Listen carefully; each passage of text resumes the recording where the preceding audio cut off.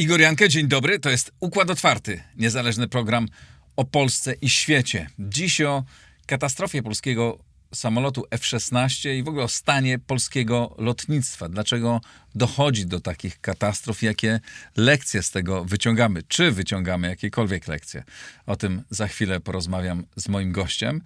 Pozdrawiam wszystkich patronów. Bardzo dziękuję za wasze wsparcie. Zachęcam wszystkich państwa do dołączenia do tego grona. Pozdrawiam również mojego mecenasa, firmę AMSO, która sprzedaje polizingowe komputery. Sami w Instytucie korzystamy z tych komputerów. Zachęcam do wejścia na ich stronę, a teraz zapraszam na rozmowę. A oto mecenasi Układu Otwartego. Oanda TMS Brokers, dom maklerski oferujący możliwość inwestycji w instrumenty z całego świata, w tym fundusze ETF, a także oprocentowanie wolnych środków na rachunku. Kliknij link w opisie. Rosnące koszty IT hamują rozwój twojej firmy? Z AMSO obniżysz wydatki nawet o 70%, wybierając polizingowy sprzęt IT sprawdzony, wydajny i gotowy do pracy. Kliknij link w opisie i pobierz specjalną ofertę dla firmy. Nowoferm, dostawca bram, drzwi i ramp dla przemysłu, logistyki oraz użytkowników prywatnych.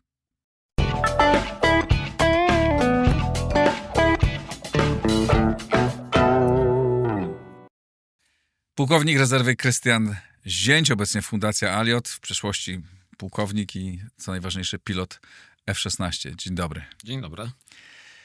Co wiemy dzisiaj o przyczynach katastrofy F-16, która zdarzyła się ponad tydzień temu? Nic nie wiemy. Mhm. I prawdę mówiąc, nie do końca nawet powinniśmy spekulować, dlatego że działa w tym momencie Komisja Wypadków Lotnictwa Państwowego, tak ona chyba w tej chwili się nazywa. Kiedyś to był KBWL. I ta komisja rozstrzygnie, co tak na dobrą sprawę mogło być przyczyną. My dzisiaj możemy tylko spekulować. Tych spekulacji jest naprawdę bardzo dużo. My oczywiście wraz z kolegami bardzo dużo rozmawialiśmy i rozmawiamy dalej na ten temat. W naszej organizacji Aliot jest paru pilotów, między innymi są piloci, którzy kiedyś byli demo pilotami, czyli tymi pilotami pokazowymi na samolocie F-16. Rozmawialiśmy na temat, co mogło się wydarzyć tego feralnego dnia. Są oczywiście też różnego rodzaju analizy w świecie anglosaskim. Tam znani piloci akrobacyjni również wypowiadają się. Akrobacyjni, którzy wykonywali akrobacje na samolocie F-16. Też wypowiadają się gęsto na temat prawdopodobnej przyczyny tego wypadku. Ja zachęcam do tego, żeby poczekać. Dobra, ale jakie są możliwości? Żeby poczekać, ale nie za długo. Bo przypominam, rok temu w lipcu była katastrofa, zginął pan major Jeł w Gdyni, Kosakowo i do dzisiaj nie wiemy. Do dzisiaj nie ma protokołu powypadkowego, przynajmniej ja nie słyszałem, żeby został opublikowany. I wydaje mi się, że to jest zdecydowanie za długo. To był Tak, to był M346 AJT Bielik. I wydaje mi się, że to przede wszystkim jest w tej chwili istotne, żeby ci, którzy są odpowiedzialni za wyjaśnienie tych katastrof, żeby zrobili to szybko, dlatego że to są bardzo proste katastrofy do wyjaśnienia. W obu przypadkach jest bardzo dużo materiałów tak zwanych OKL, czyli te materiały OKL to są materiały obiektywnej kontroli lotu.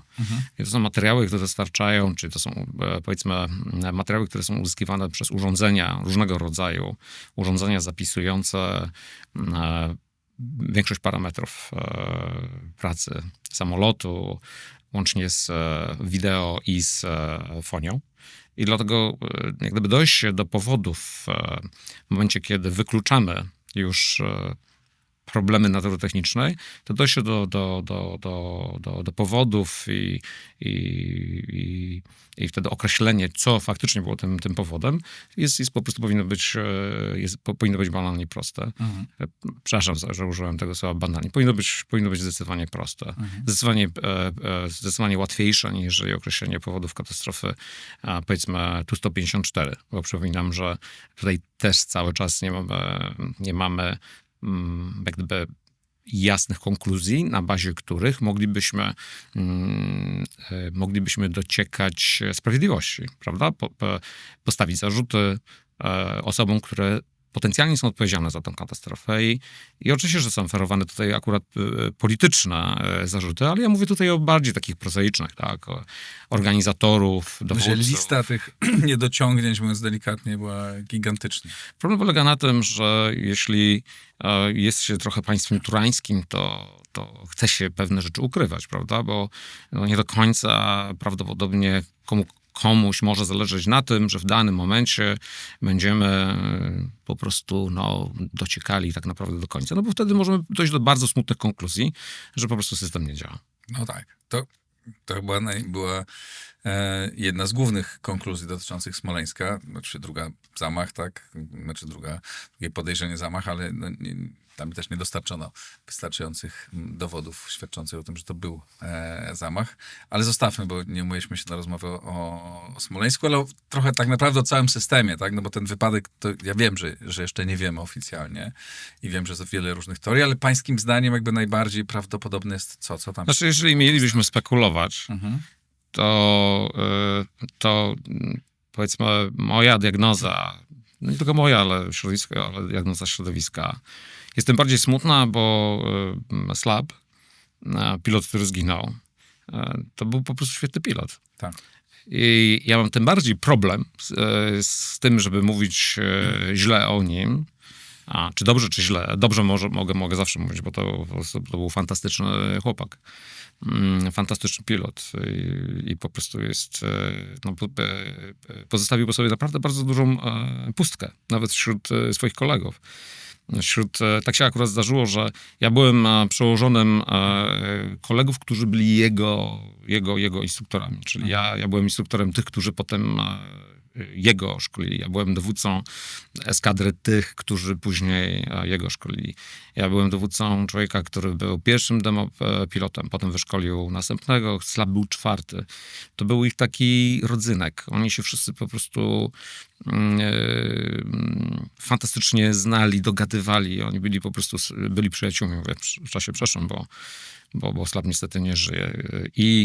I tym bardziej jest to po prostu smutne, że to jest po prostu, że to jest ogromna strata, bo ten człowiek był po prostu takim kompletnym, nie tylko człowiekiem, ale obywatelem, bo on był, o czym nie można zapominać, był świetnie wykształcony, bo był absolwentem US Air Force Academy w Colorado Springs. Niewielu Polaków ukończyło tą uczelnię. Niewielu Polaków ukończywszy tą uczelnię zostało w armii. Bardzo wielu Polaków, część z tych Polaków, większa część, wydaje mi się, odeszła bardzo szybko z armii. No bo jak się jest 4 lata w Stanach Zjednoczonych i uczy się takich fantastycznych rzeczy w takim zorganizowanym świecie anglosaskim, potem wraca się do Polski, która jest taką mieszanką turańszczyzny z cywilizacją łacińską, no to po prostu ci ludzie się zderzali z bardzo dużymi różnicami kulturowymi. I Slab po ukończeniu tej szkoły, on został. Czyli tamci, o których pan wspomniał, bo to też jest ważne. Państwo polskie wydało miliony dolarów na ich wykształcenie. Nawet nie wiem, czy kto płaci za kształcenie w Colorado Springs. Wydaje mi się, że to było na zasadzie takich grantów. Musimy pamiętać o tym, że tak jak kiedyś nasi oficerowie szkolili się w Moskwie, dobra, ale grantów dla polskiej amerykańskich. No tak, grantów dla polskiej armii. Na końcu polskie państwo za to płaciło, kupując samoloty albo cokolwiek innego. To nie ma darmowych lunchy. Tak, zgadza się, tylko jasno sobie trzeba zdać sprawę z tego, że to, o czym pan mówi w tej chwili, to jest totalnie nieistotne na oceanie, marnowanie pieniędzy w innych aspektach. Prawda? W związku z tym pan dotknął takiego... To nie jest nieistotne. Ja panu mogę dać oczywiście, na offline mogę panu dać bardzo dużo przykładów, gdzie my faktycznie płacimy pieniądze, a ludzie po prostu odchodzą. Rozmawiamy, bo to jest jeśli chodzi o element, bo pan też, ja pamiętam, kiedy pan odszedł przez to być pilotem F-16 i z panem rozmawiałem wtedy w studiu Polsatu bodajże. Tak. I nie mogłem w to uwierzyć, że tak młodego człowieka państwo polskie nie wykorzystuje, w którego zainwestowaliśmy. Bardzo ważny, wściekły jako... Bardzo ważki temat i proszę pamiętać o tym, żebyśmy dotknęli tej tematyki. To na pewno za chwilę o tym porozmawiam, ale jeszcze chciałbym o tej katastrofie, o Slapie. Powiem panu jeszcze do końca o Slapie. No właśnie. O Slapie. I w związku z tym, że on był świetnie wykształcony, był świetnie wyszkolony, bo on ukończył praktycznie całościowe szkolenie w samolocie 16, będąc instruktorem, dowódcą dużych ugrupowań, był pilotem demo. Poza tym był fantastycznym człowiekiem, był pracowity, bystry i wydaje mi się, że po prostu, że państwo polskie i obywatele i mielibyśmy kiedyś naprawdę bardzo, bardzo duży z niego pożytek. Niemniej jednak samolot jest bardzo demokratyczny i czy ktoś jest świetnym pilotem, czy ktoś jest gorszym pilotem, po prostu czasami pewnych rzeczy nie wybacza. I nie odnosząc się do sytuacji tej konkretnej, bo nie wiemy, jakie były przyczyny, bardzo często w katastrofach lotniczych mamy do czynienia z czynnikiem ludzkim. Najczęściej na samolocie F-16, to mogę powiedzieć, że na samolocie F-16 ja nie słyszałem o katastrofie, która była spowodowana przez sprzęt. Praktycznie wszystkie katastrofy, które ja przynajmniej pamiętam w Polsce i na świecie, były spowodowane przede wszystkim czynnikiem ludzkim. Niedawno też był na Ukrainie też jeden z samolotów w wyniku błędu. Tak, ale Ukraina, akurat dobrze, że mi pan przypomniał tutaj o Ukrainie, bo Ukraina wymyka się z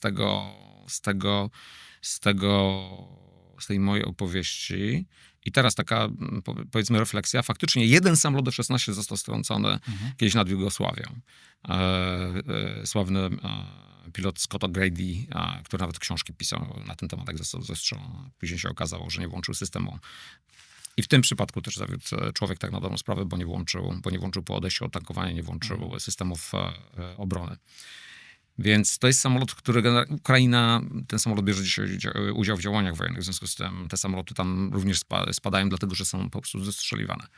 Jeśli chodzi o katastrofy, które nie są, powiedzmy, nie są spowodowane przez czynnik zewnętrzny, takie jak na przykład oddziaływanie środków uderzeniowych, nie wiem, amunicji jakiejś tam, to generalnie samolot F-16 jest naprawdę bardzo zawodny, chociaż jest wyposażony tylko w jeden silnik.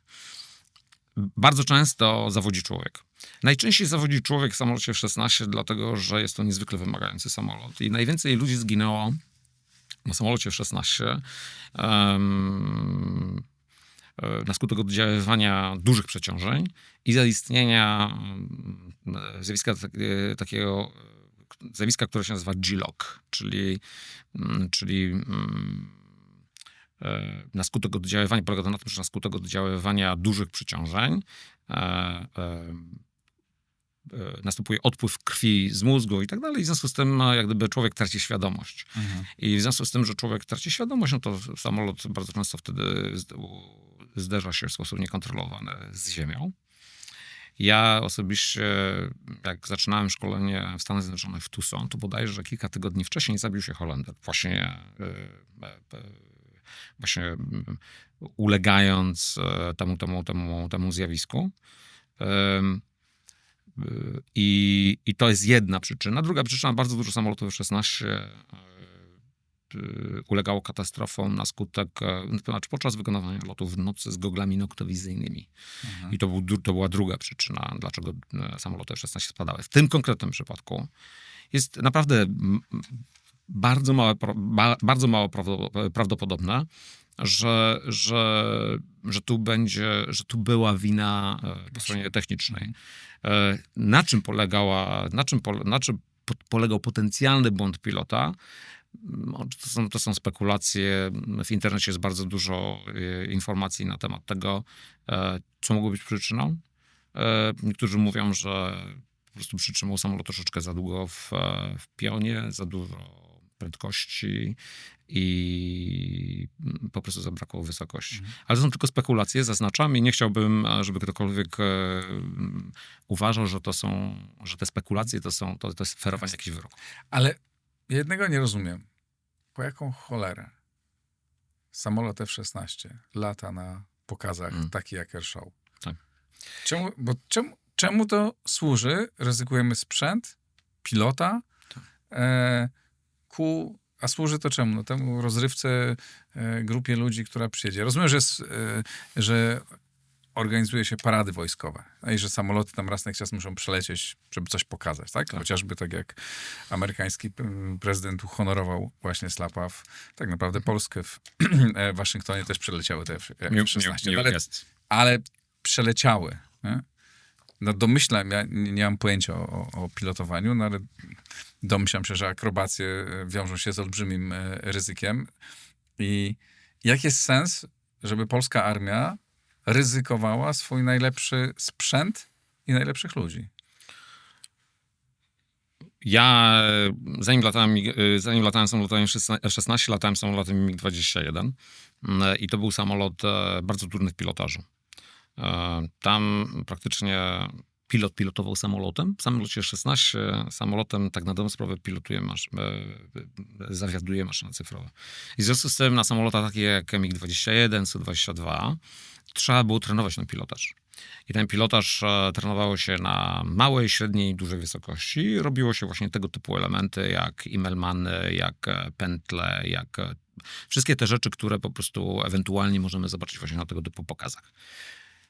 Pilotaż na MiG-21 na małej wysokości, ci, którzy to generalnie robili, to wiedzą, że tutaj po prostu Ziemia się strasznie szybko zbliżała i jeśli ktoś właśnie przeciągnął ten moment w pionie w dół, to czasami brakowało wysokości. Ludzie nie zaliczali lotu, bo każdy błąd polegający na tym, że się przekroczyło te magiczne, powiedzmy 200 metrów, to była poprawka. To był generalnie problem, który był rozpatrywany przez kolektyw pod względem naruszenia warunków bezpieczeństwa.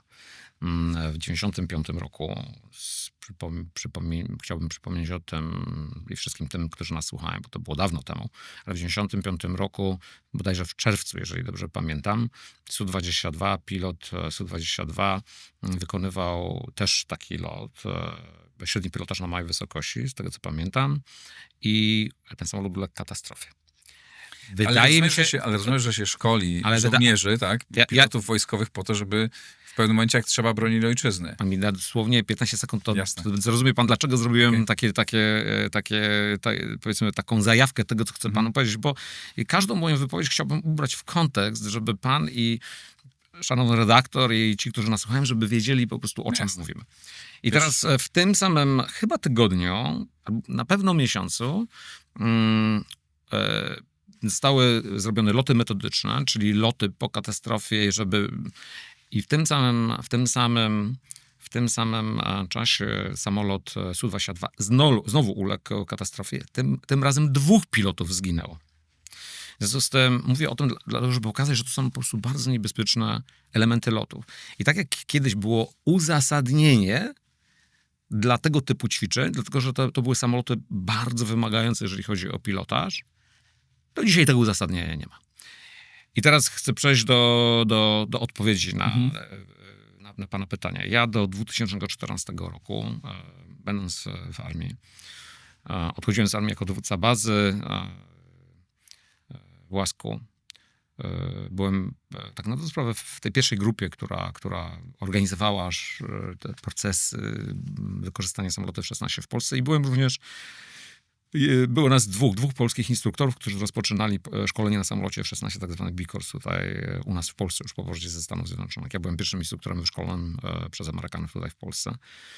I mówię o tym, żeby panu jak gdyby pokazać, że nie byłem tylko takim zwyczajnym, tylko po prostu organizowałem te wszystkie jak gdyby te rzeczy, razem oczywiście z moimi kolegami. To był jakiś, powiedzmy, szerszy kolektyw, kilkunastu osób na początku. Ale do 2014 roku nie było demo. Nie było nawet nawet o tym mowy. Dlatego, że każdy i świadkiem jest tego... Co to znaczy nie było demo? Już tłumaczę. Świadkiem jakby nie było demo dlatego, znaczy nie było demo, czyli nie było szkolenia na demo. Byli ludzie, którzy nas zmuszali, generałowie nas zmuszali, że tutaj trzeba już zacząć myśleć o tym, żeby robić loty pokazowe, a ja jako dowódca eskadry, potem jako dowódca bazy z generałem Sarkiem, który wtedy był dowódcą skrzydła, stawialiśmy po prostu tamę temu wszystkiemu. I mówiliśmy absolutnie nie. Dlatego, że ja zawsze stałem na stanowisku, że mamy tylko 48 samolotów. Tylko 48 samolotów. To jest w ogóle całkowicie inny temat na godzinne rozważań. W Kanadzie mieliśmy tylko 48 samolotów. Mieliśmy tylko jakąś ograniczoną liczbę pilotów.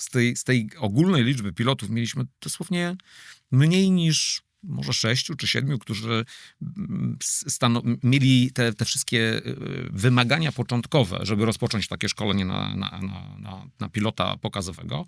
I nie muszę mówić, że jeśli szkolimy pilota pokazowego, no to nie szkolimy innych pilotów, prawda? Bo te zasoby musimy po prostu przekierować. I dlatego do 2014 roku tego demo nie było. Tego szkolenia demo nie było. Jak odszedłem w 2014... Demo, czyli loty pokazowe. Tego szkolenia, żeby uzyskać te możliwości. W 2014 roku, jak odszedłem i odszedł generał Sarek, to pierwsze, co zrobiono, to rozpoczęto szkolenie demo. W moim przekonaniu jest to element,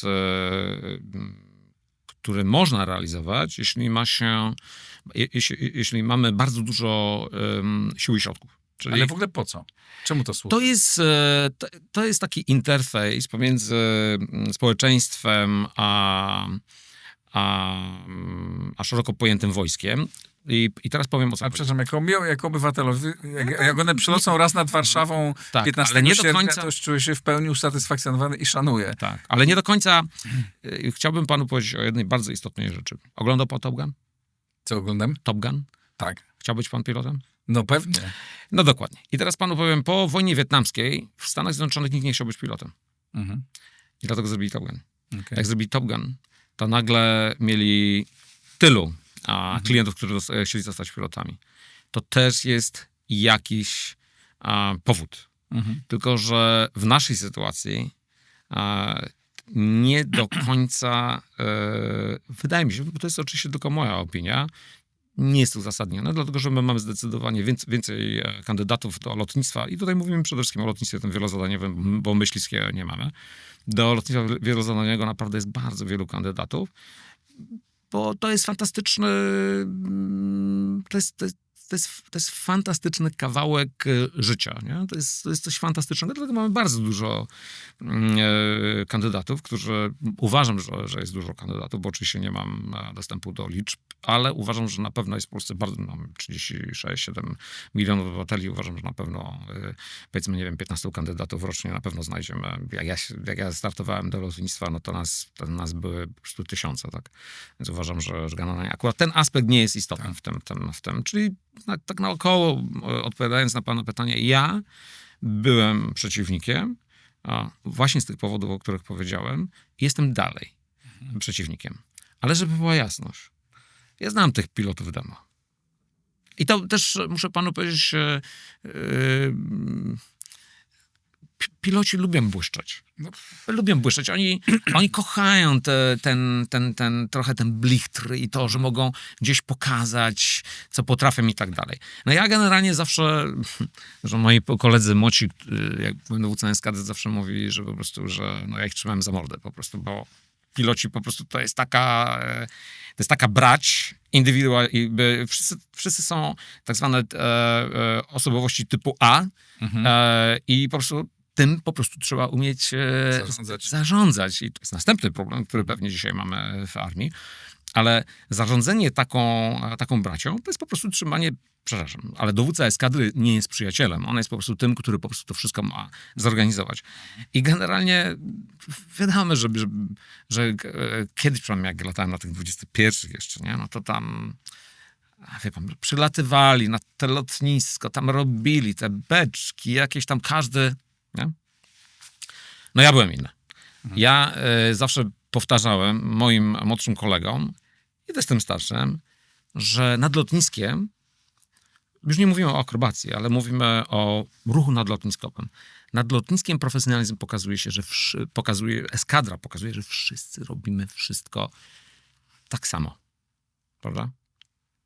Czyli w tym samym miejscu, tej samej prędkości, bo to jest bezpieczeństwo, bo jest przewidywalność, wiemy, czego możemy oczekiwać od moich kolegów, a jeżeli przychodzi na przykład do lądowania 15 samolotów i wszystkie muszą wylądować w deficycie czasu, bo nie wiem, bo jakieś tam na przykład, nie wiem, uderzenie, ktoś strzela i tak dalej, to po prostu musi być jak szwajcarski zegarek.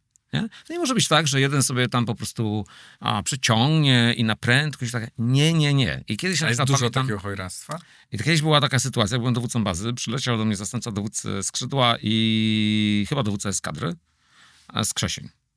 No i przylecieli i zaczęli tam chojraczyć nad lotniskiem. I wylądowali, powiedziałem im, to jest ostatni raz, jeszcze raz coś takiego zrobić, już więcej tu nie przylecieć.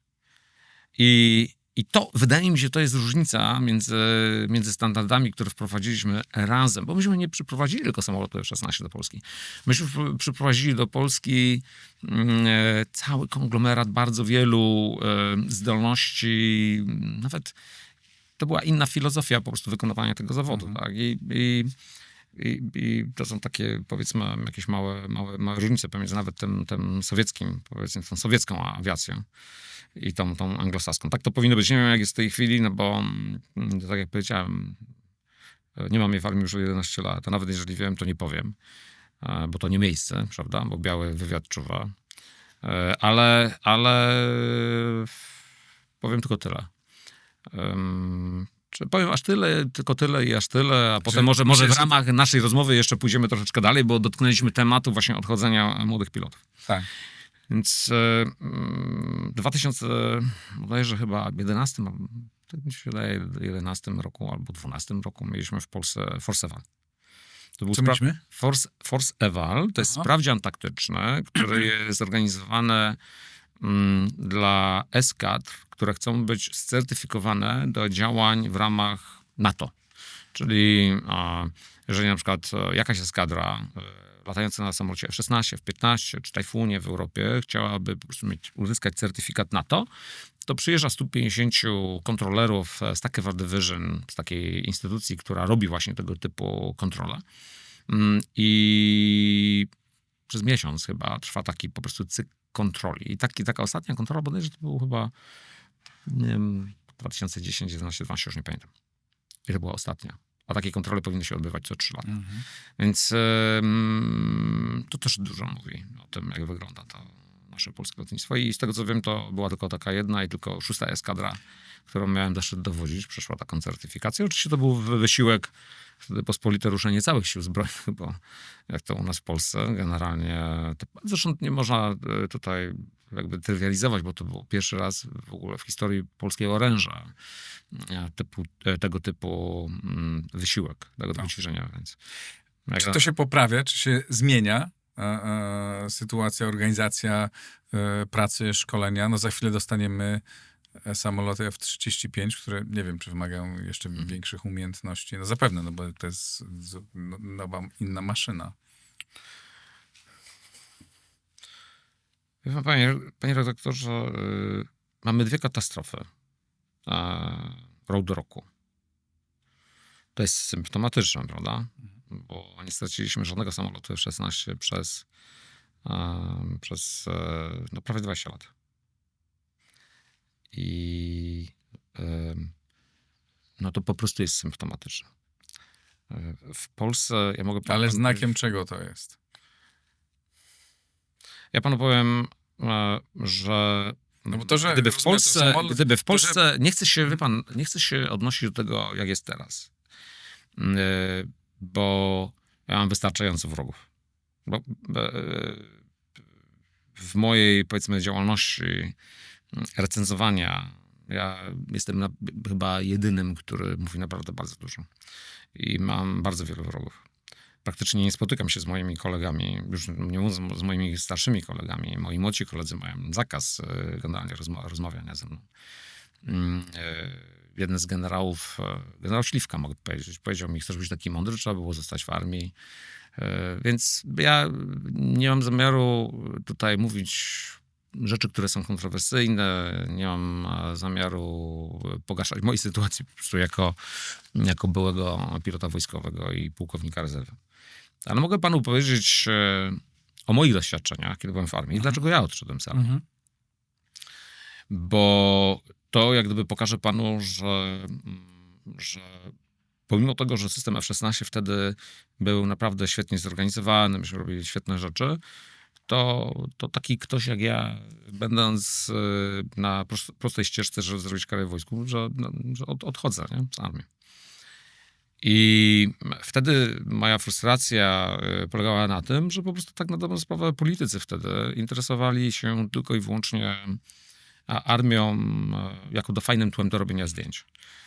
I oczywiście wtedy mieliśmy tak zwane 30-lecie międzywojenne, nie mieliśmy wojen, mieliśmy tylko wojny zastępcze, symetryczne. Polskie siły zbrojne były budowane jako siły ekspedycyjne, siły zastępcze, dodatkowe do głównych amerykańskich. I to były czasy, kiedy po prostu polskie wojsko było strasznie cięte i były już symptomy, że Rosja rośnie i zaraz będą te problemy, bo przypominam, że w 2014 roku już się rozpoczęła pierwsza wojna. A nasi politycy byli w letargu i oni byli w tym letargu przez długie lata. I oni byli w tym letargu, dlatego że nasi generałowie, nasi dowódcy też byli w letargu. Młodzież, którą Ale co takiego konkretnego się działo? Obcinanie etatów, likwidowanie jednostek, nierealizowanie dalszych zakupów, modernizowania floty samolotów, prawda? No bardzo wiele rzeczy. I frustracja wtedy... Znaczy ja sobie nigdy nie pozwalam na frustrację, bo frustracja to jest nieefektywne wykorzystanie energii, więc sobie na to po prostu nie pozwalam. Jeżeli po prostu mam być sfrustrowanym, to wybieram inną ścieżkę i dlatego taką inną ścieżkę wybrałem, pomimo tego, że byłem gdzieś tam na fali wznoszącej i mogłem tą karierę robić w Wojsku Polskim. Ale tak jak powiedziałem, ja odchodziłem z wojska, obiecawszy panu generałowi Majewskiemu, mogę to powiedzieć zresztą, bo to są już panowie, którzy dawno ich nie ma w armii. I obiecałem im, że po prostu, że odchodzę, ale po prostu w tym momencie mam po prostu możliwość mówienia głośno po prostu o problemach i o tym, jak to po prostu wszystko, jak to wygląda, ale w taki konstruktywny sposób, nie? Czyli ja nigdy nie chcę być krytykiem bez rekomendacji. Nie? No dobrze, to proszę dać rekomendację, co było, co jest złe i co należy poprawić. No, nie mamy tyle czasu, żeby o tym, i muszę panu powiedzieć również, że jeśli tu część z będziemy tych, mówić, to jest szansa, że ktoś to część z tych rzeczy, które stanowią problem polskiej armii, są problemami uniwersalnymi. Nie dotyczą tylko lotnictwa, ale dotyczą również sił zbrojnych, co do zasady, prawda? Ale proszę wymienić te problemy. Przede wszystkim jest problem związany, i o tym wszyscy mówią, to jest problem złego zarządzania zasobami. Przykładowo, to jest jeden tylko z problemów, ale możemy się skupić na tym problemie. Te zasoby to mogą być ludzkie, te zasoby to mogą być zasoby sprzętowe, te zasoby to mogą być zasoby finansowe. Skupmy się na tych ludzkich zasobach, bo od tego wyszliśmy i zarzucił mi pan, że odchodziłem bardzo, bardzo młodo, to ja chciałbym się do tego odnieść. Jeśli chodzi o zarządzanie zasobami ludzkimi, to w polskim wojsku to zarządzanie zasobami ludzkimi jest po prostu leży. Dlatego, że jeśli na początku posłużmy się jakimś przykładem, i tutaj Siły Zbrojne Izraela są bardzo dobrym przykładem. Siły Zbrojne Izraela działają w taki sposób, są zorganizowane w taki sposób, że przykładowo pilot samolotu F-16 przez jakiś czas jest częścią eskadry jako czynny pilot, jako czynny oficer, ale bardzo szybko, nawet po kilkunastu latach, odchodzi ze służby czynnej i przechodzi do służby rezerwowej. I w tej służbie rezerwowej on dalej jest częścią eskadry, ale lata sporadycznie, prawda? Czyli nie pozwalamy tym ludziom całkiem odejść, tylko cały czas ich po prostu trzymam. Oczywiście, że sytuacja Izraela jest inna, bo tam generalnie mamy cały czas toczące się wojny od dziesięcioleci, więc ta sytuacja jest totalnie inna, prawda? Ale my mamy wojnę za drzwiami. Tak, oczywiście. I dlatego mówiąc o tych zasobach, chciałbym to powiedzieć w taki sposób, żebyśmy po prostu nie marnowali czasu, żeby to po prostu było naprawdę bardzo dobrze zrozumiane. W Polsce istnieje taka, jak gdyby, takie podejście do zasobów ludzkich w armii, że my musimy tych pilotów trzymać bardzo długo w armii. No ja jestem absolutnie przeciwny, dlatego że to powinno być zorganizowane tak, jak jest to zorganizowane, powiedzmy, no nie wiem, nawet w Stanach Zjednoczonych. Izrael to jest jeden przykład, Stany Zjednoczone to jest drugi przykład i w Stanach Zjednoczonych piloci, dowódca eskadry bardzo często to jest człowiek, który ma 30 parę lat, 35 lat. I piloci, którzy latają na wojnę, mają 20 parę lat. I to są ludzie, którzy latają efektywnie przez kilkanaście lat, a potem po tych kilkunastu latach następuje czas decyzji. Czy powiedzmy w wieku 37, 38, bardzo, bardzo, bardzo często przed 40 następuje czas decyzji i określenia, czy ktoś zostaje w armii, czy ktoś idzie poza armię. I teraz, jeżeli ktoś zostaje w armii, to zostaje w armii. W armii zostają tylko ci najlepsi, czyli ci, którzy mają wszystkie uprawnienia na samolocie, w samolocie, w lotnictwie wielozadaniowym i w lotnictwie myśliwskim. Ten proces szkolenia jest niezwykle skomplikowany, długi i nie każdy może skończyć jak gdyby przejść te wszystkie po prostu szczeble w drabinie. W związku z tym w takim dobrze funkcjonującym systemie zostawia się tylko i wyłącznie tych, którzy są fantastycznymi pilotami i organizatorami, i dowódcami. Nie? Takich, którzy są fantastycznymi pilotami, też powinno się pozbywać. Ale jeżeli ktoś jest bardzo dobrym pilotem, to się ich zostawia po to, żeby kreować następnych dowódców, prawda? I ci dowódcy powinni mieć wszystkie uprawnienia, które są potrzebne i powinni przejść całą ścieżkę, bo dowódca eskadry powinien wiedzieć, jak się dowodzi eskadrą. Ale dlaczego, nie rozumiem, dlaczego pan uważa, że jest przeciwny temu, żeby trzymać pilotów jak najdłużej w armii? Dlatego, że, dobre pytanie, zrozumiałem, odpowiadam. Dlatego, że jeśli będziemy trzymali, czyli tak, na każdy samolot jest jakiś przelicznik pilotów. Ja uważam osobiście, że dzisiaj jest zbyt niski. Powinien być, uważam, że przynajmniej 2,5 na samolot. Przelicznik, w czasie W na pewno nawet, powiedzmy nawet 3, bo piloci muszą czyli 3 pilotów na jeden samolot. 3 pilotów na jeden samolot. I jeśli w systemie, zaraz posłużę się przykładem, jeżeli w systemie trzymamy, powiedzmy, dowódców kluczy, kapitanów, majorów, którzy mają po 40, 45 albo 50 lat, to w sposób naturalny nie robimy miejsca dla nowych, dla młodych, prawda? I nie robimy szkolenia, nie szkolimy się, prawda? Ci starzy popadają w takie fajne słowo angielskie complaced, tak? Że oni tacy są po prostu już, wie pan, ten zawód można robić bardzo dobrze 7 lat, bo 7 lat można tak pracować po 12 godzin dziennie, a potem już człowiek taki po prostu opada mu i ci ludzie w sposób naturalny powinni być wypychani albo właśnie do cywila, i zaraz o tym powiem, albo powinni zostawać dowódcami. Prawda? Ale tylko ci najlepsi, nie? I zaraz powiem, dlaczego tak się w Polsce nie dzieje, jak się nie działo i co było powodem generalnie moich frustracji, czy powiedzmy frustracji, które zamieniły się po prostu w pewne działania. I teraz, jeśli my będziemy wypychali tych starych, nie? I tych dobrych będziemy zostawiali, żeby dowodzili, a tych gorszych trochę, cały czas dobrych, ale gorszych, powiedzmy, którzy nie mają tych skillsów dowódczych i tak dalej, wypychamy ich, w sposób naturalny robimy miejsce dla młodzieży. I to wszystko po prostu, ten cały system szkoleniowy, to lotnictwo żyje, prawda? I teraz tak. Ale czy to jest tak, że jakoś powinniśmy dla państwa tych pilotów, ale zaraz wykorzystać? Zaraz do tego dojdziemy. Ja wiem, że ja jestem trudnym rozmówcą, ale pan mi zadaje pytanie, ja chcę, żebyśmy po prostu zrozumieli jak gdyby pewne mechanizmy. I teraz tak. Eskadra lotnicza czy szkoli z wysoką jakością nowych pilotów, czy nie szkoli i latają sobie ci, powiedzmy, kapitanowie, majorowie, którzy mają po 45 lat. Oni cały czas wlatują, powiedzmy, strzelam, 1000 godzin. Nie? 1000 godzin.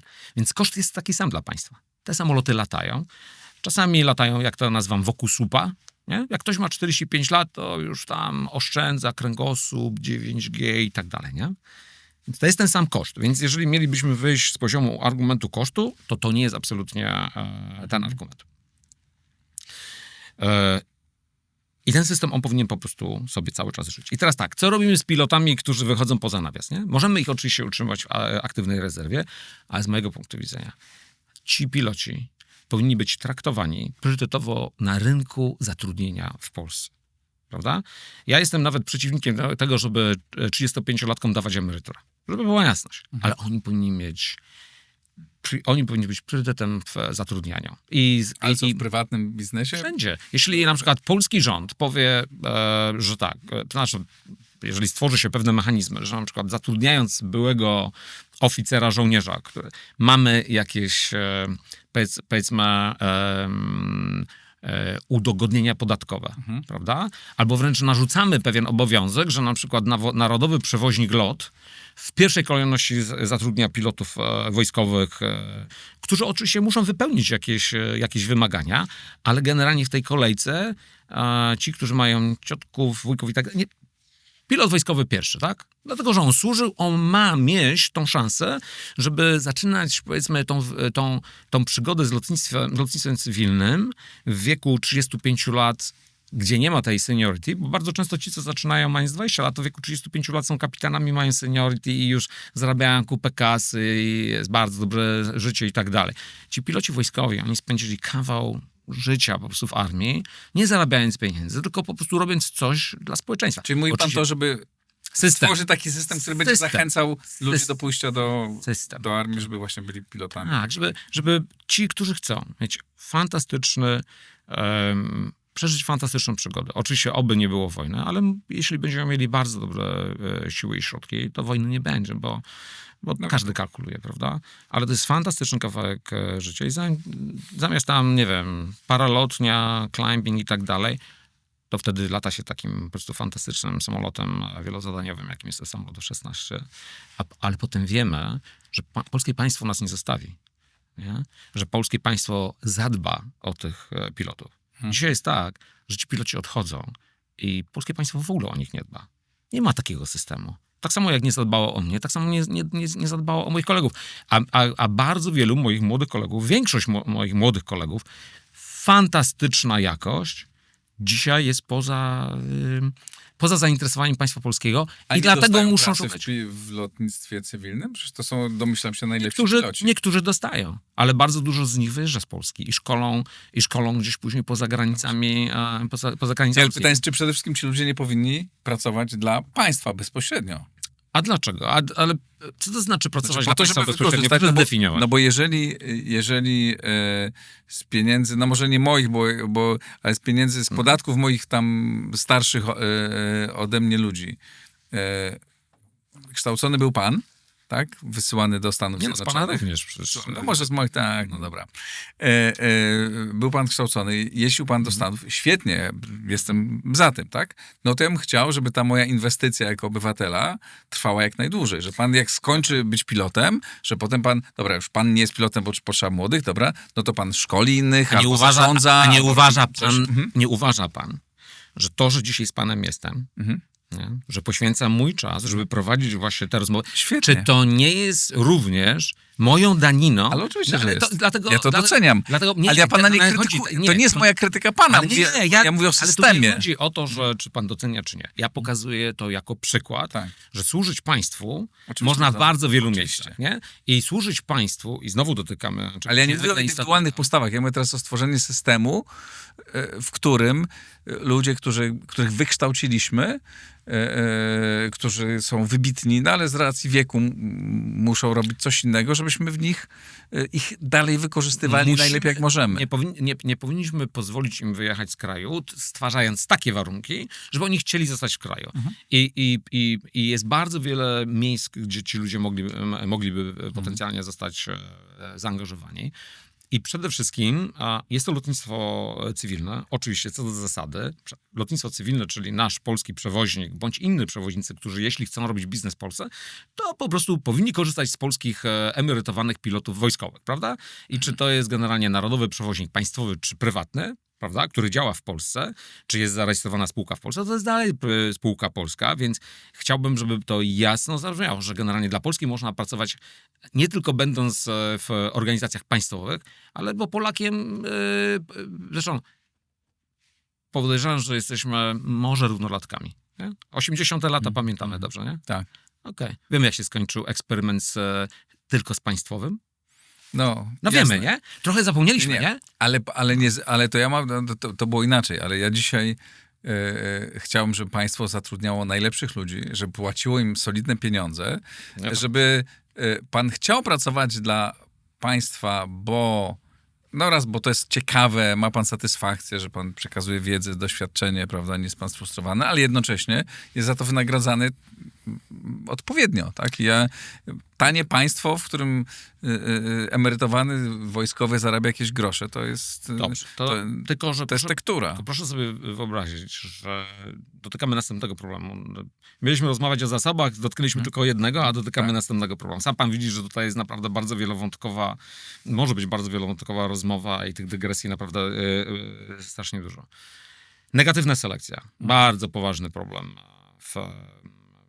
który nie jest problemem tylko polskiej armii, ale w ogóle, co do zasady, polskiego społeczeństwa w tej części państwowej. Zbudować dobrą jakość jest niezwykle trudno.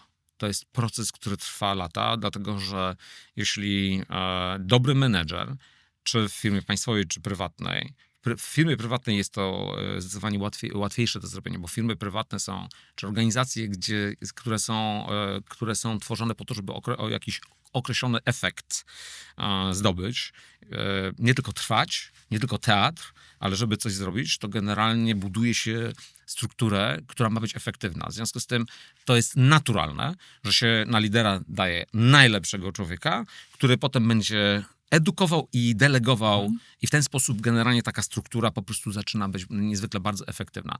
To trwa lata. Selekcja ludzi, szkolenie i tak dalej, stworzenie dobrej jakościowo, powiedzmy, eskadry, bo wydaje mi się, że 6. eskadra była i jest potwierdzenie, bo to jest pododdział, który został, akurat miałem okazję dowodzić 6. eskadrą, która była uhonorowana w 2014 roku tytułem najlepszy pododdział Sił Zbrojnych, albo chyba Sił Zbrojnych. I ta jakość, myśmy tą jakość budowali przez lata. Bo jakość buduje się bardzo długo. Zniszczenie dobrej jakości, tego. Zgaszenie świeczki, po prostu tego. Tak. I teraz dlaczego tak jest? Dlatego, że jeżeli damy na górę, na sam szczyt, człowieka,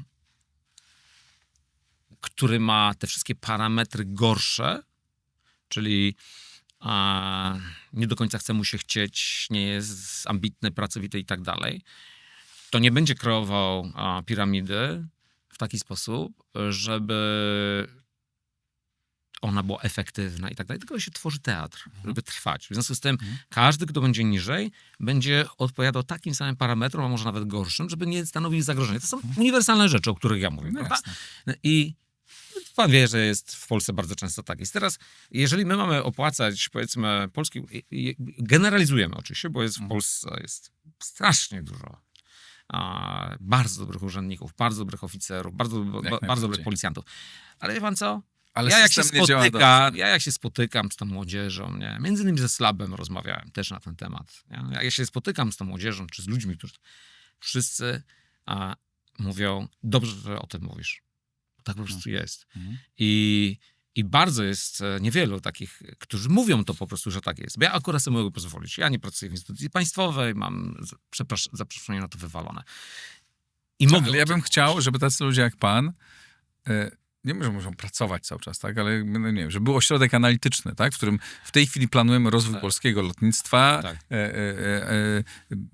zastanawiamy się, co potrzebujemy, jaki no to rozumiem, że piloci i dowódcy mają największą wiedzę na ten temat. Ja bym chciał, żeby ta wiedza była wykorzystana po to, żeby jak będziemy kupować następne samoloty i formować kształt armii, a cały czas będziemy to robić, bo wiemy na pewno, że będziemy to robić, no to żeby wiedza takich ludzi jak pan była wykorzystana.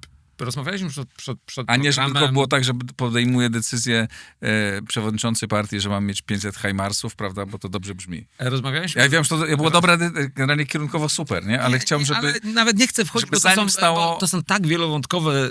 Ja panu powiem... Zaczynając od jak gdyby bardzo dużo dygresji pana wypowiedzi, w związku z tym rozpocznę od tego pierwszego wątku, a mianowicie, że my, byli oficerowie, czy oficerowie rezerwy, powinniśmy dalej partycypować w rozwoju naszej ojczyzny i my to robimy. Przed programem powiedziałem panu, że powołaliśmy fundację. Myśmy tą fundację powołali nie dlatego, że po prostu nie mieliśmy co z czasem zrobić, tylko po prostu chcieliśmy znaleźć platformę, na bazie której będziemy po prostu robili tą naszą edukację dalej, bo każdy oficer, tak zwany wańka-wstańka, jak mnie nazwał jeden z szefów sztabu generalnego, bo wie pan, ja w armii dużo rzeczy robiłem, których mi nikt nie kazał. I ci niektórzy dowódcy mówią tak, aż nikt mu nie każe, a on to robi, nie? Na przykład, nie wiem, pierwsza obecność Sił Zbrojnych Stanów Zjednoczonych w Łasku, nikt mi nie kazał, żeby to zrobić. Nikt mi nie kazał. A zrobiliśmy to, bo to był po prostu fantastyczny pomysł, tak? Tak samo jak ileś tam różnych rzeczy. Więc i powołaliśmy fundację. I w tej fundacji piszemy raporty. 3 lata temu napisaliśmy raport, kilkanaście osób, które wdrażały samolot F-16. I wydaje mi się, że zrobiliśmy to z sukcesem. Jedyni na świecie, bo byliśmy jedynym państwem i dalej jesteśmy jedynym państwem, które zrobiły tą transformację w sposób skuteczny i sprawny. I myśmy na ten temat napisali raport w Fundacji Aliad. Tam jest skład redakcyjny, było kilkanaście osób. To byli ludzie, którzy się zajmowali wdrożeniem pod względem operacyjnym, logistycznym, obsługowym, ludzie z przemysłu. Raport dotyczył czego? Wprowadzenia samolotu F-16. I myśmy ten raport napisali dlatego, że po prostu aż się prosiło, żeby wykorzystać tak zwane lessons learned przy wprowadzaniu innych, tak? Więc jak było gdyby, to czy zostało wykorzystane? Ale wie pan, to nie jest jak gdyby moje zadanie, żeby przekonywać kogokolwiek do tego, żeby przeczytał raport, który my napisaliśmy. Wiecie pan, my funkcjonujemy w taki sposób, że my piszemy raport, a potem ten raport rozsyłamy do różnych instytucji i co się potem dzieje, to nie do końca nas interesuje, dlatego że to nie jest nasza rola. Gdyby ktoś, odpowiadając na pana pytanie inaczej, nie, nikt do nas nie zadzwonił. Nikt do nas nie zadzwonił. Ale to nie znaczy, że my jesteśmy zdemotywowani i nie piszemy raportów. Piszemy cały czas te raporty, bo po prostu w tej fundacji jest bardzo dużo wariatów, którzy po prostu wykorzystują swój wolny czas, żeby po prostu pisać i tłumaczyć po prostu pewne rzeczy decydentom i fundacja robi to po prostu za swoje pieniądze. Fundacja robi bardzo wiele różnych innych rzeczy. To jest fundacja, która w tej chwili już będzie miała za niedługo 4 lata, więc to jest fundacja, która generalnie jest stosunkowo świeżym tworem, ale robi naprawdę bardzo fajne rzeczy. Między innymi fundacja funduje, raz w roku fundujemy nagrodę dla najlepszych magistrantów czy doktorów, czy prac habilitacyjnych z dziedziny bezpieczeństwa. Tak? I prezesem jest dwugwiazdkowy generał Sarek. Wiceprezesem jest również dwugwiazdkowy generał Pszczoła. Świetnie, że to robicie, ale wróćmy do rozmowy ale powiedziałem, ale wie pan, to nie jest reklama fundacji, tylko pokazuje panu, że my jednak robimy coś. Ale bardzo moja wątpliwość nie dotyczy zachowania poszczególnych osób, no bo wiadomo, wszędzie wśród górników, lotników, lekarzy, dziennikarzy wszystkich są lepsi, gorsi, średni, tak? I pewnie wszędzie jest mniej więcej podobnie. Wszędzie w Polsce? Czy no na tak. Świecie? Na świecie? No nie, na świecie jest inaczej. I zaraz panu powiem, na następną dygresję powiem. Nie, mówię o tym, że problemy są mechanizmy, tak? Które powodują, że ci lepsi są motywowani, że ci lepsi są wykorzystywani, że ci lepsi są dobrze opłacani. Mogę jedną dygresję. Wie pan, mówiąc o tym niszczeniu systemu, po to, było dawno, mogę o tym mówić, po to, żeby 2 oficerów mogło awansować i być dowódcami eskadr, kiedyś zmieniało się kartą opisu stanowiska. i gumkowało się wymóg posiadania uprawnień instruktorskich. Tylko po to, żeby wujek, wujka i tak dalej, pociotek miał możliwość robienia kariery.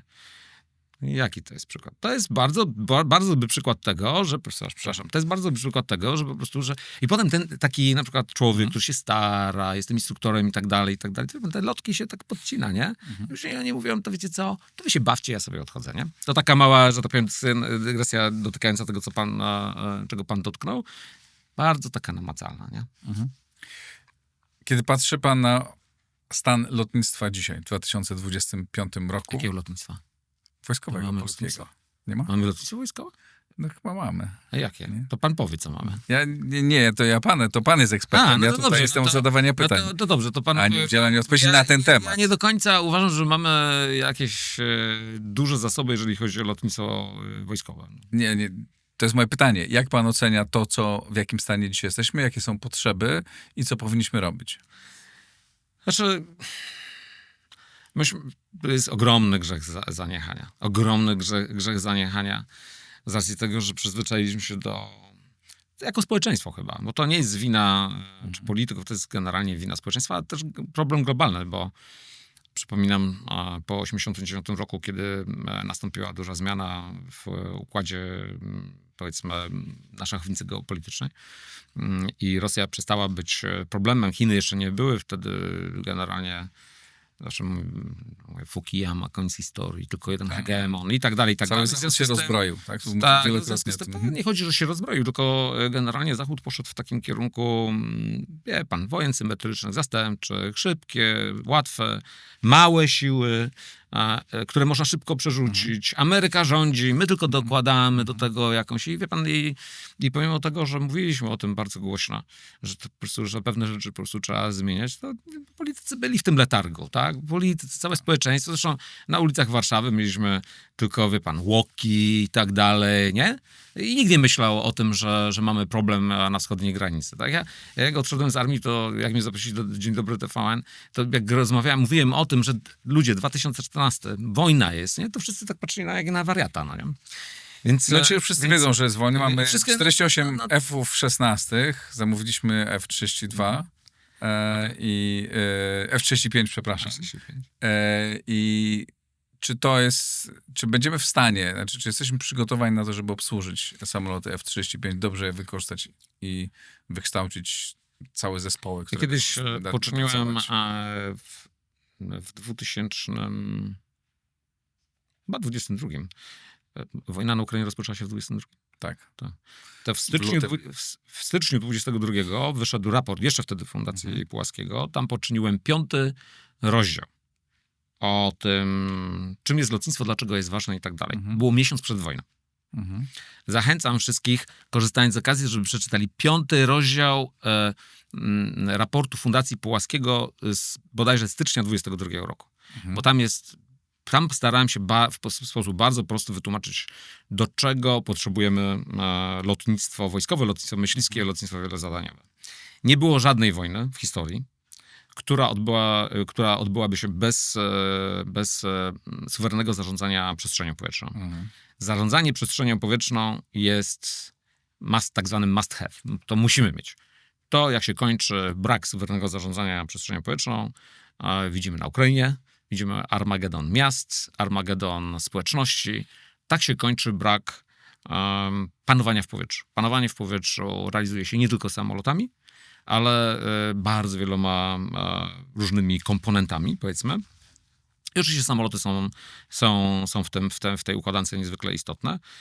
Przez długie lata mówiono, że jak gdyby zarządzanie, czyli suwerenne zarządzanie przestrzenią powietrzną, czyli to tak zwane panowanie w powietrzu, realizuje się tylko za pomocą środków bazujących na ziemi. Błędne, oczywiście.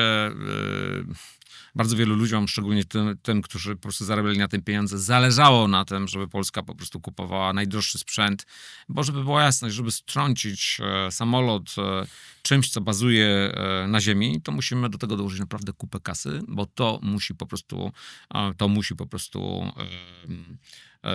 przezwyciężyć przyciąganie ziemskie. I to po prostu zawsze będzie drogie. I najtańszym sposobem zwalczania środków napadu powietrznego przeciwnika zawsze było lotnictwo myśliwskie. Zawsze było lotnictwo myśliwskie. Tylko o tym się po prostu nie mówiło, bo nie było tutaj generalnie, nikt nie miał w tym jak gdyby interesu. I F-16 został pozyskany tak jak mówię, 20 lat temu. On był bardzo dobrym, ten samolot był fantastycznym samolotem na 30-lecie międzywojenne, bo to był samolot do wszystkiego, prawda? Nie mieliśmy problemu z Chinami, z Rosją, nie mieliśmy środków napadu powietrznego Federacji Rosyjskiej czy Chińskiej, które byłyby zdolne wykonywać lot, powiedzmy, z bardzo dużą prędkością, na bardzo dużych wysokościach, w związku z tym F-16 po prostu się bardzo tutaj sprawdzał dobrze i kontynuacją logiczną jest F-35. F-35 jest kontynuacją samolotu F-16. F-22 w Stanach Zjednoczonych liczby w produkcji były obcinane, no bo nie było potrzeby i tak dalej. Dzisiaj wchodzimy w erę wojen symetrycznych znowu. Prawda? A czy jesteśmy przygotowani na to, żeby obsłużyć te samoloty? No bo to już nie jest tylko samolot, Znaczy to jest cały system. Tak, oczywiście, że tak. No, wie pan, jak zrobiliśmy system F-16 i byliśmy w stanie przejść zdać na 4 Forceval, to byliśmy, nie? Byliśmy w kontekście samolotu F-16, nie? Muszę panu powiedzieć, że jak ja latałem samolotem MiG-21 i potem miałem latać w Stanach Zjednoczonych samolotem tam najpierw powiedzmy tym T-38, a potem F-16, byłem przerażony. Ja nic nie wiedziałem, prawda? W myśl zasady wszystko jest trudne, zanim nie stanie się proste. I zrobiliśmy to, proszę pana. Przyleciały F-16 i tak to wszystko poukładaliśmy, że zdaliśmy najtrudniejszy sprawdzian taktyczny ever. Moje pytanie jest takie, nie czy mamy zdolności do tego, tylko czy przygotowujemy się do tego i mamy gotowe zasoby, że jak przylecą te samoloty, to będziemy w stanie je w pełni wykorzystać. Jak pan zapyta polskiego generała i drugiego, trzeciego, to powiedzie, że tak. Ale tak. pan Za 4 lata, jak przylecą, to już go nie będzie na stanowisku, w związku z tym następny powie... No. Więc, w styczniu mają być. Więc powiem tak. Są bardzo duże problemy. Dotykamy tutaj następnego problemu, a mianowicie zarządzanie zasobami. Zarządzanie zasobami. Po to, żeby samolot latał, to musi być właśnie zbudowany cały ekosystem. Może zaczynając od takiej małej dygresji. Jeśli potrzebujemy do obrony polskich granic 75 samolotów bojowych, z czapki wzięta liczba, żeby tylko pokazując panu matematykę. 75 maszyn z dostępnością i zakładamy, że będziemy mieli średnią dostępność na poziomie 25%. To kupujemy 100. Te 25 samolotów, każdy kosztuje powiedzmy 100 milionów, prawda? To jest 2,5 miliarda dolarów, prawda? Bardzo strasznie duże pieniądze, nie? Ale my zgadzamy się na ten dodatkowy zarobek, bo wiemy, że naszą ambicją jest dostępność na poziomie 75%. A co jeśli nie mamy tej dostępności 75%, mamy 50%? To znaczy, że nie mamy zakładanej liczby samolotów do obrony polskich granic. Prawda? To wtedy musimy kupić 150 samolotów. A jeżeli mamy 25% dostępność, to musimy kupić 200 samolotów. Czyli pokazuję panu, nie wchodząc bardzo mocno w szczegóły, że zarządzanie tą ekonomią w kontekście prowadzenia, czy na samym początku gdyby zarządzania flotą, to jest uniwersalna jak gdyby teoria, czy zasada, przepraszam, to nie jest teoria, jest zasada, czy to jest czołg, czy to jest samolot, czy to jest śmigłowiec, to jest agnostyczne w kontekście platformy. Bardzo istotne jest po prostu, żeby zarządzać zasobami w sposób efektywny. I teraz na przykład z tą dostępnością. Jeżeli na przykład na samolocie F-16 zepsuje się powiedzmy jakaś prądnica albo jakiś element, prawda? To w skrajnym przypadku przychodzi technik i przychodzi do magazynu i mówi, zepsuła mi się, daj mi nową. W skrajnym przypadku magazynier powie, dobra, to przyjdź za 2 lata. Bo takie są okresy od zamówienia do dostawy.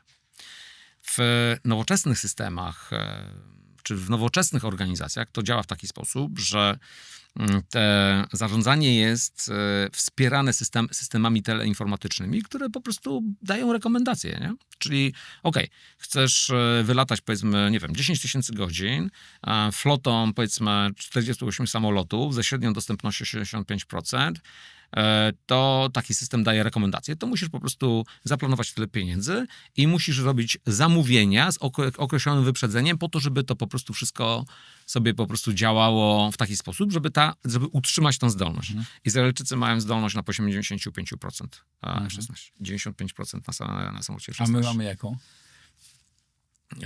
No nie wiem, pan mi powie, pan jest dziennikarz, pan rozmawia z generałami, ja wie pan... Rozmawiam z pułkownikiem ale rezerwy. nawet jak rozmawiam z kolegami, to wie pan, to ja nie będę udzielał takich odpowiedzi, dlatego, że po prostu... Ale jest dużo niższa? No jest znacznie niższa niż 95%, prawda? I Teraz teraz... pan ocenił dzisiaj, spróbujmy jakoś podsumować, bo rozmawiam już godzinę, stan polskiego lotnictwa. Grozi nam wojna. Inwestujemy dużo, tak? Podjęliśmy decyzję, robimy duże zamówienia.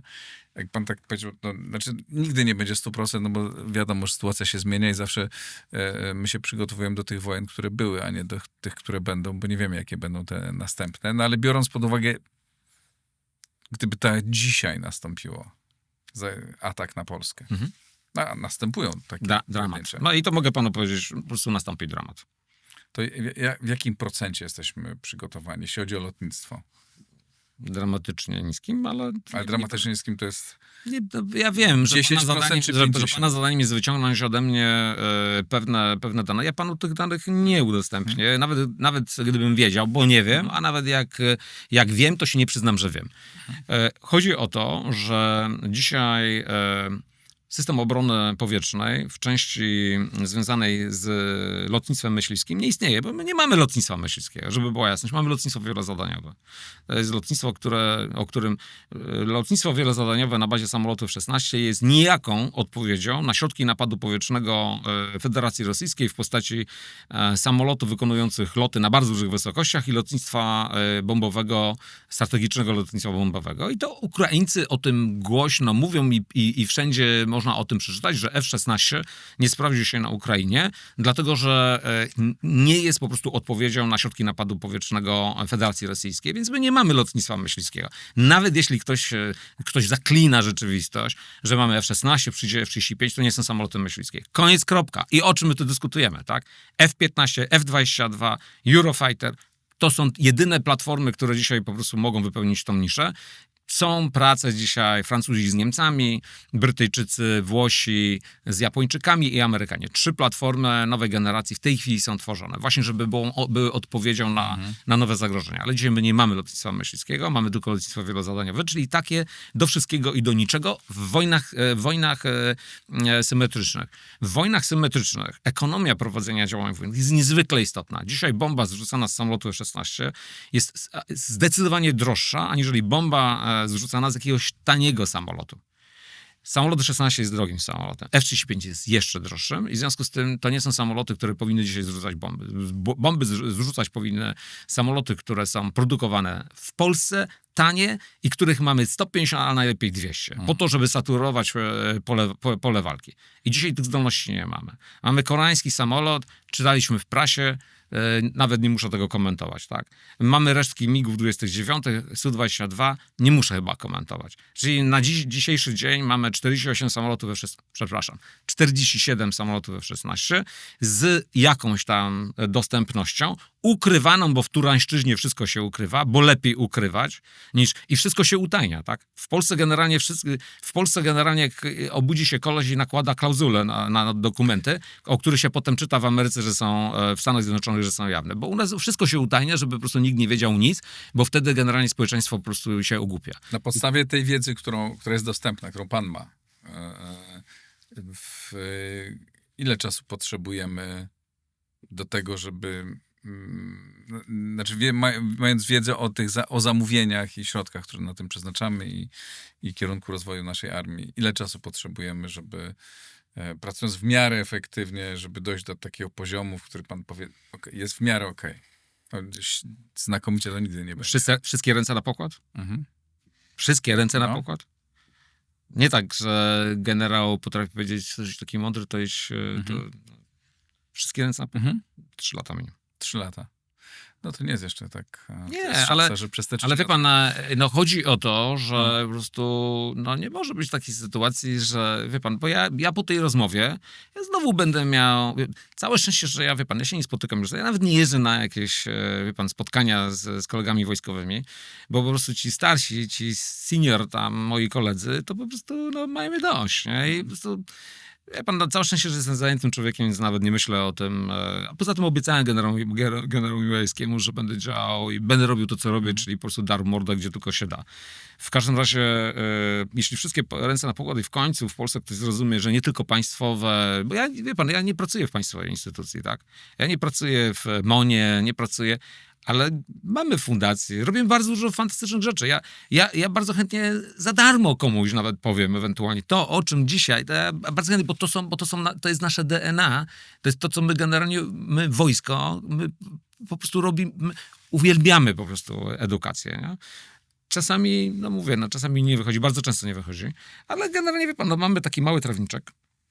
I ten nasz trawnik, on jest fantastycznie zielony. Ja nie patrzę tam na lewo, na prawo do sąsiadów, nie? Może po takiej rozmowie jak nasza, ktoś spojrzy na ten, oni mają fantastyczne zielone, to może jednak można dać im jakąś szansę, prawda? Więc, wie pan, moim, jeszcze raz wspomnę to, jak byłem w tym TVN w 2014 roku i jak powiedziałem wtedy, że moim zadaniem jest po prostu wstrząsnąć opinią publiczną, żeby w Polsce i w Warszawie nie powtórzył się ten Armagedon, który zdarzył się w 1944 roku i przez całą II wojnę światową, gdzie po prostu walcem po prostu się przejechała historia po nas. To jest po prostu nasze zadanie, tak? Żeby moich dzieci nie musiały się po prostu znowu języka rosyjskiego uczyć, bo ktoś im każe. Mogą się uczyć, jeżeli by chciały, tak? I to jest nasze zadanie, żeby po prostu, żeby nie doprowadzić do tego, znowu do Armagedonu polskiego społeczeństwa i polskiej ekonomii i polskiego kapitału. Że powiem panu, bo pewnie musimy kończyć. Przychodzi kiedyś ten COVID i dzwonię do mojego kolegi, który jest w biznesie i mówi, patrz, widzisz, my Polacy mamy zawsze po prostu podgórkę. Jak nie, zawsze przyjdzie ten walec i po prostu i nas wyrówna. I dużym problemem po prostu Polski jest brak kapitału ludzkiego, kapitału materialnego, pieniędzy, bo my cały czas się musimy dorabiać, bo cały czas ktoś podejmuje decyzje, które nas doprowadzają do takiej sytuacji, że przejeżdża przez tą największą równinę środkowoeuropejską po prostu walec i nas po prostu ktoś morduje, gwałci, zabiera nam po prostu wszystko i chyba powinniśmy powiedzieć stop, tak? I róbmy wszystko, żeby ten, który przyjeżdżał, widział tutaj tylko wielki napis stop i się bał. Ale mnie pan podkręcił na koniec. Pułkownik rezerwy Krystian Zięć. Bardzo panu dziękuję za rozmowę. Również dziękuję. I państwu dziękuję. Czekam na państwa komentarze. Na pewno będzie ich wiele, bo problem to ważny. Dzięki serdeczne. Subskrybujcie Układ Otwarty. Wspierajcie na patronite.pl i naciskajcie na decydentów, żeby zbudowali szybko między innymi nasze lotnictwo. Dziękuję, do zobaczenia, do usłyszenia.